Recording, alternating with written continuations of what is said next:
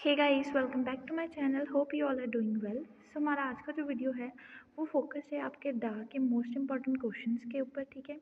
सो इससे पहले मैं एक प्रीवियसली वीडियो डाल चुकी हूँ, ठीक है। उसमें मैंने इंपॉर्टेंट क्वेश्चंस बताए थे और एक क्वेश्चन हमारा रह गया था उस पीडीएफ में से, जो कि था आपका फ्रैक्शनल नैपसैक प्रॉब्लम को हम कैसे सॉल्व कर सकते हैं विद एन एग्जाम्पल, ठीक है। यहाँ हम फ्रैक्शनल नैपसैक को ग्रीडी अप्रोच से कैसे सॉल्व कर सकते हैं, ठीक है। तो ये आपका मोस्ट इम्पॉर्टेंट टॉपिक है ऑफ द ऑल सिलेबस, ठीक है। होल सिलेबस में से ये सबसे ज़्यादा इम्पॉर्टेंट है, ठीक है। ग्रीडी अप्रोच पर जो है वैसे भी आपको क्वेश्चन आता है, मोस्ट इम्पॉर्टेंट तो ये है ही, ठीक है। तो देख लेते हैं इसमें क्या है। सबसे पहले हमें क्वेश्चन में बताना है कि explain fractional knapsack problem with an example, ठीक है। तो इसमें एग्जांपल ही आती होती है, ठीक है आपको। तो सिंपली इसमें अगर मैं आपको एक ऑल द कह सकते हैं वैसे एग्जांपल के तौर पर समझाऊं तो इसमें क्या होता है, हम क्या करते हैं, इसमें हमें वैल्यूज़ दी हुई होती हैं, आइटम्स होती हैं हमारे पास। सबसे पहले तो आइटम्स को हम नंबर दिया होता है, नंबरिंग दी हुई होती है कि 1 to 5 आइटम्स, 1 to 9 आइटम्स, जितनी भी, ठीक है। देन उन आइटम्स की एक अलग अलग से वैल्यूज़ डिफिनाइट होती हैं, जो कि होती हैं उनकी वेट की वैल्यूज़ और उनकी प्रॉफिट की वैल्यूज़ की। अगर हम एक प्रोडक्ट को लेते हैं हमें उस पर कितना प्रॉफिट होता है, ठीक है, या उसका मतलब वेट और प्रॉफिट जो है हमें दिया हुआ होता है। और देन हम क्या निकालते हैं, उनकी रेशो निकालते हैं। सिंपली हमें एक इस टाइप का, इसको ना, इस ग्रीडी अप्रोच का मतलब ही यही है कि लालची अप्रोच है ये। तो इसको सिंपल भाषा में कैसे समझते हैं कि हम एक ऐसी एग्जांपल देते हैं कि हम सोचते हैं कि कोई चोर है, ठीक है। वो उसके बैग की कैपेसिटी है कि मान लीजिए जैसे ये जो एग्जाम्पल है आपके पास, इसमें बैग की कैपेसिटी है 10 kg, ठीक है, कि यानी कि उसको 10 kg का सामान ही अपने बैग में डालना है, लेकिन वो वाला सामान ऐड करेगा जो कि होगा उसका वेट कम होगा और प्रॉफिट ज़्यादा होगा, ठीक है। तो उसने मैक्सिमम 10 kg का सामान लेना है, लेकिन ज़्यादा से ज़्यादा प्रॉफिट होना चाहिए उसको, ठीक है। तो अब हम इसको स्टेप बाय स्टेप समझते हैं। सबसे पहले हम देख लेते हैं इसकी डेफिनेशन क्या होती है, ठीक है। जो इसका प्रिंसिपल है वो मैंने आपको बता दिया है। चलो अब देखते हैं स्टार्टिंग से।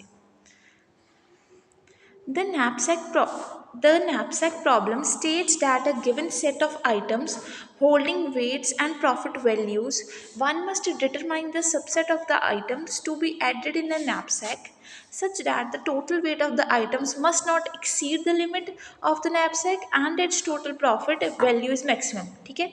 जो मैंने आपको बात बताई ये वही है, ठीक है, कि knapsack की प्रॉब्लम में हम क्या करते हैं, हम ये बताते हैं कि हमें कोई गिवन सेट ऑफ आइटम्स होता है, जैसे कि मैंने बताया आपको, हमें एक पहले से वैल्यूज दी हुई होंगी, सेट्स ऑफ आइटम्स की जो है नंबरिंग की हुई होगी, ठीक है। उसमें क्या होगा, होल्डिंग वेट्स, यानी कि उनका कोई स्पेसिफाइड वेट भी होगा और स्पेसिफाइड प्रॉफिट वैल्यू भी होगी, ठीक है। One must determine the subset of the items, लेकिन हमें क्या डिफाइन करना है कि उनका सबसेट ऑफ आइटम्स, मतलब कि सबसेट वही है कि बैग में वो कौन कौन से आइटम्स को डाल सकता है, वो उसका सबसेट बन गया, ठीक है। To be added in knapsack, knapsack वो बैग की तरह एग्जाम्पल ही है, ठीक है। That the total weight of the items must not exceed the limit of the knapsack, यानी कि जो टोटल वेट है वो 10 kg से एक्सीड नहीं करना चाहिए, या जो भी आपको बैग की क्वांटिटी दी है उससे एक्सीड नहीं करना चाहिए, ठीक है। And it's total profit is maximum, और प्रॉफिट सबसे ज़्यादा हो, ठीक है। तो देखते हैं अब इन्होंने क्या कहा है। The most, it is one of the most popular problems that take greedy approach to be solve, it is called as fractional knapsack problem. Generally जो प्रॉब्लम्स होती हैं जो इस अप्रोच से सॉल्व होती हैं वो ग्रीडी अप्रोच के अंदर आती हैं, ठीक है। और इट इज़ कॉल्ड, हम इसको क्या कहते हैं, फ्रैक्शनल नैपसैक प्रॉब्लम, ठीक है। तो ये सबसे ज़्यादा मोस्ट इंपॉर्टेंट क्वेश्चन है आपका डा का, ठीक है। तो अब हम इसमें डायरेक्ट एल्गोरिदम से स्टार्ट करते हैं, ठीक है। तो सबसे पहले हमें नैपसैक एल्गोरिदम, जैसे कि मैंने आपको बताया, हमें एक बैग दिया हुआ है, हमने उस बैग में 10 kg का जो है इनपुट का सामान डालना है, मतलब 10 kg कोई चीज़ 2 किलो की हो सकती है, 4 किलो की हो सकती है, 3 किलो की हो सकती है, ठीक है, इस तरीके से। लेकिन उसकी जो क्वांटिटी है वो एक्सीड नहीं करनी चाहिए और प्रॉफिट मैक्सिमम से मैक्सिमम होना चाहिए। तो देखते हैं, सबसे पहले है हमारे पास द वेट्स, डब्ल्यू आई इसका कांस्टेंट सेट कर लिया, मतलब वेट की वैल्यू कुछ भी हो सकती है, W0, W1, W2, ठीक है, WI and the profit values PI भी उसी तरीके से of the items to be added in the knapsack are taken as an input for the fractional knapsack. ये जो आइटम्स हैं हमारी मतलब जो हमारा वेट है और जो प्रॉफिट वैल्यूज़ हैं, ये एक किसकी तरह काम करती हैं, एक इनपुट की तरह काम करती है हमारे फ्रैक्शनल नैपसैक एल्गोरिदम में, ठीक है। And the subset of the items added in the knapsack without exceeding the limit with the maximum profit is achieved as the output. जब हम इनको इनपुट में लेते हैं, किसको लेते हैं इनपुट में, वेट को, और किसको लेते हैं इनपुट में, प्रॉफिट वैल्यूज़ को, ठीक है। तो इसमें क्या होता है, हम क्या करते हैं कि हमें एक ऐसा एल्गोरिदम बनाना है, इसके अकॉर्डिंग क्या करना है हमें कि हमने वेट को और प्रॉफिट वैल्यूज़ को इनपुट लेना है, ठीक है, and the subset of the items added in the knapsack without exceeding, और जो उनका सबसेट हमने बैग में अपने में डालना है, ठीक है, उसकी जो लिमिट है वो एक्सीड नहीं करनी चाहिए बैग की, विद मैक्सिमम प्रॉफिट, और प्रॉफिट भी सबसे ज़्यादा होना चाहिए आउटपुट में। तो एल्गोरिदम में सबसे पहले हम क्या करेंगे, consider all the items with their weights and profit mentioned respectively. सबसे पहले हम हर एक आइटम को ले लेंगे उनके वेट के साथ, और प्रॉफिट जो भी मैंशन किया हुआ है उसको एक जगह पर लिख लेंगे, कंसिडर कर लेंगे, ठीक है। ये इसका मतलब पहले एल्गोरिदम ऐसे दिया हुआ है, देन इसको विद स्टेप शो किया गया है बाद में, ठीक है। पहले आप थोड़ा देख लीजिए स्टेप्स में हो क्या रहा है। सबसे पहले हम लिख लेंगे आइटम्स, लिख लेंगे कौन कौन सी है हमारे पास, वेट्स लिख लेंगे ई चीज़ का, एंड प्रॉफिट लिख के एक टेबल बना लेंगे, ठीक है। नेक्स्ट हम क्या करेंगे, calculate PI VI of all the items and sort the items in descending order.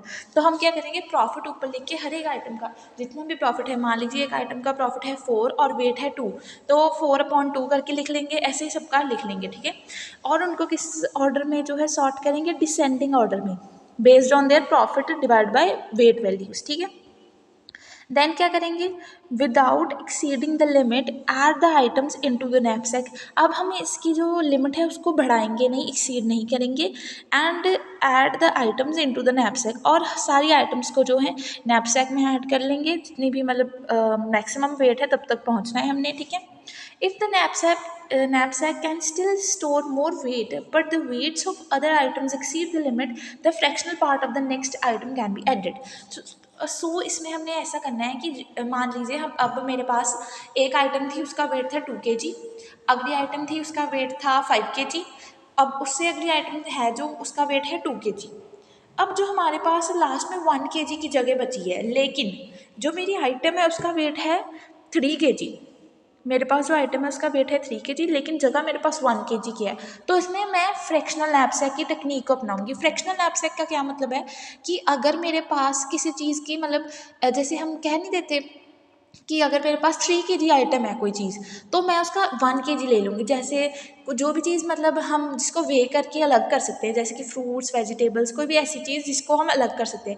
लेकिन ऐसी चीज़ नहीं हम लेंगे इसमें कि कोई ऐसे कोई फर्नीचर का सामान, जैसे टेबल हो, टेबल को काट के थोड़ी मैं आधा ले जाऊँगी, टेबल को नहीं लेके जाएंगे। लेकिन अगर कोई चीज़ जो आइटम है उसको मैं डिवाइड करके लेके जा सकती हूँ, उसका मैं 1/3 या 1/4 पार्ट लेके जा सकती हूँ। जैसे यहाँ पर अब 3 kg बचा, पहले मैंने ले लिया था 2, देन मैंने ले लिया था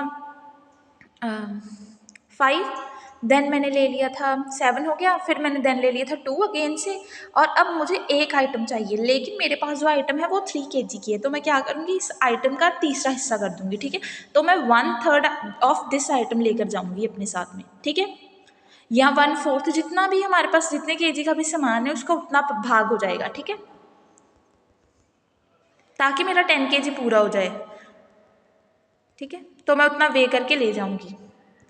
अब आगे देखते हैं, hence getting it the name fractional knapsack problem. तभी इसको हम फ्रैक्शनल नैपसैक कहते हैं, क्योंकि हम उसको उतना 1/4 या 1/3 पार्ट जो है उसको अलग करके ले जाते हैं, ठीक है। अब हम नेक्स्ट देखते हैं एग्जाम्पल, ठीक है। ये एक एग्जाम्पल के तरीके से आपको बताया गया है। For the given set of items and the knapsack capacity of 10 kg, find the subset of the items to be added in the knapsack such that profit is maximum. तो हमने ये चीज़ें फाइंड करनी है, ये हमें दी हुई हैं। ये देखिए, सबसे पहले हमें क्या दिया हुआ, आइटम्स दी हुई हैं 1 2 3 4 5, इसकी नंबरिंग है, ठीक है। वेट्स दिए हुए हैं 3 3 2 5 1, ठीक है। एंड प्रॉफिट सब में कितना कितना है, 10 15 10 28, ठीक है। तो ये तो फर्स्ट स्टेप हमारा यही है कि हमने टेबल को बना लेना है, ठीक है। टेबल बना लिया, हाँ। फिर इन्होंने क्या किया, ये एक लिख दिया इन्होंने सेट ऑफ वेट्स इकट्ठा करके लिख दिया क्या क्या वेट्स है। एन जो है 5 वो तो हमें पता चल गया। सेट ऑफ वेट्स क्या क्या लिख दिया 3 3 2 5 1 ये सेट बना दिया वेट्स का, ठीक है। ऐसे प्रॉफिट वैल्यूज़ का सेट बना दिया 10 15 10 20 18, ठीक है, इस तरीके से बना दिया। फिर क्या किया, अब हमारा नेक्स्ट स्टेप क्या था। अगर हम एल्गोरिथम की तरफ देखें तो वो क्या कहता है कि consider all the items with weights and profits, पहले कंसिडर कर लीजिए सभी आइटम्स को, then calculate profit upon weight values of all the items and arrange them in descending order. तो सबको क्या करूँगी मैं, profit upon weight item values को जो है उसका रेशियो बनाकर एक और टेबल बना लिया। जो आइटम्स है वो भी वही रही, वेट्स भी वही रहे, प्रॉफिट भी वही रहे, लेकिन अब मैंने सिंपली क्या किया, इन वैल्यूज़ को जो है रेशियो में लिख दिया। जैसे फर्स्ट वैल्यू है हमारे पास, फर्स्ट आइटम का प्रॉफिट है 10 और इसका जो वेट है वो क्या है 3, तो 10 को 3 से डिवाइड करके मैंने लिख दिया P अपॉन V की रेशो 3.3। फिर क्या है मेरा 15 है, 15 को 3 से डिवाइड करके मैंने लिख दिया 5, क्योंकि हमें प्रॉफिट ऊपर रखना है और वेट को नीचे रखना है, ठीक है। सो प्रॉफिट है 15, 15 डिवाइड बाई 3 इज़ 5, ठीक है। ऐसे ही 10 डिवाइड बाई 2 इज़ 5, ठीक है, 20 डिवाइड बाई 5 इज़ 4, ठीक है, एंड 8 डिवाइड बाई 1 इज़ 8। ऐसे मैंने सारी values of profit upon wait जो है कैलकुलेट कर ली। एक बार फिर से ये स्टेप समझ लेते हैं। जो हमें सारी की सारी वैल्यूज़ दी हुई होती हैं ना प्रॉफिट की, और हमें क्या दी हुई होती हैं, वेट्स की वैल्यू। ये है हमारे वेट्स 3 3 2 5 1, ये सारे क्या हैं हमारे वेट की वैल्यू है, ठीक है। और ये है हमारे प्रॉफिट्स 10 15 10 28, ठीक है। तो हम क्या करते हैं, हम P अपॉन V की वैल्यू W की वैल्यू निकालते हैं, यानी कि P अपॉन वेट, यानी कि प्रॉफिट अपॉन वेट की वैल्यू फाइंड करते हैं। फिर हम क्या करते हैं कि जो प्रॉफिट की फर्स्ट वैल्यू है 10, उसको डिवाइड करते हैं प्रॉफिट की ही वेट की ही फर्स्ट वैल्यू से, यानी कि 10 divide by 3 is 3.3। Next 15 divide by 3 is 5, 10 divide by 2 is 5, 20 divided by 5 is 4, similarly 8 divide by 1 is 8, ठीक है। ये हमारी P अपॉन W की वैल्यूज़ आ गई, ठीक है। अब नेक्स्ट स्टेप की ओर चलते हैं। Arrange all the items in descending order. Descending order मतलब कि सबसे बड़ा जो आइटम है वो सबसे आगे आएगा, यानी कि सबसे ज़्यादा प्रॉफिट किसका था, ये देखिए इसमें सबसे ज़्यादा प्रॉफिट था ये वाला फिफ्थ आइटम का। फिफ्थ आइटम सबसे आगे आ गई। फिर आएगी हमारी, देख लेते, ये देखिए अब दोबारा से जब मैंने इसको अरेंज किया डिसेंडिंग ऑर्डर में, इस टाइप से बन गया। फिफ्थ आइटम आगे आ गई, फिर सेकंड आइटम, फिर थर्ड, फिर फोर्थ, फिर फर्स्ट, ठीक है।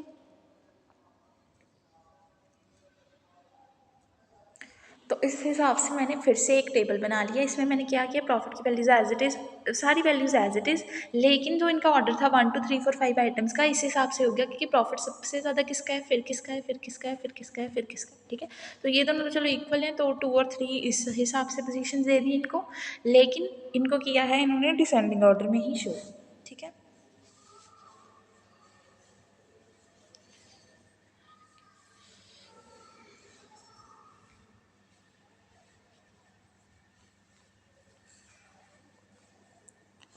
ठीक है।